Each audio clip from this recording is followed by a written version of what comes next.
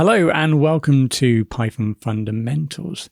In this course, we learn the underpinning Python programming skills, preparing for our journey towards mastering the Django Framework and the Python programming language. This tutorial is part of a series of tutorials. You can find the link to the whole playlist in the video description.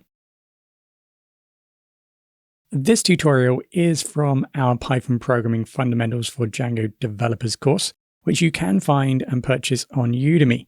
You will find all the latest and updated tutorials, as well as resources and assessments to help accelerate your learning of the subject.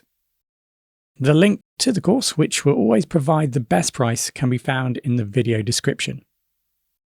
So now we know PEP8 is a very useful document that provides guidelines and best practices on how to write Python code.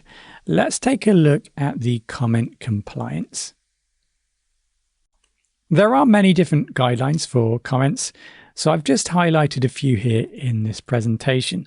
So first of all, PEP8 suggests, or as a recommendation, that you make a priority of keeping the comments up to date when the code changes. Now, as I mentioned previously, if you start to build lots of comments and you are in an early phase of your development, particularly as a new developer, then that could see you change the comments quite often. So that's a balance that needs to be made most definitely.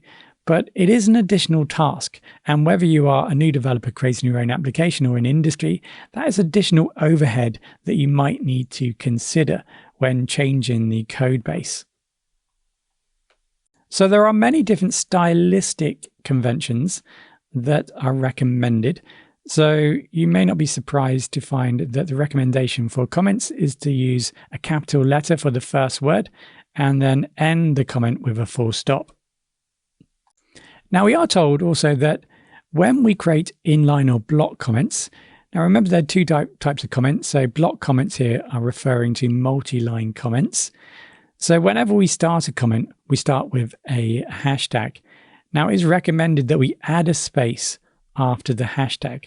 So you will see my code. Any comments that are utilized, there will be a space after the hashtag. There are many more recommendations and suggestions. For example, ensure that your comments are clear and easily understandable to others speaking of the language you are writing in. And it's even suggesting here that we should write comments in English ideally, unless you're 120% sure that it's never going to be read by anyone who speaks English, for example. So that just gives you a flavor, an overview, if you like, rather than to drill down into every single specific element. We now know how to write comments in Python. We know when to write comments, and there was a few tips on what to strive towards. And now we know that there is a convention that we can follow, a stylistic convention. And we know that we should start with the hashtag, and then there should be a space. We should be using capital letters at the start of the comment, and then we should be using a full stop. So that really, in many ways, is everything we need to know to get started creating comments.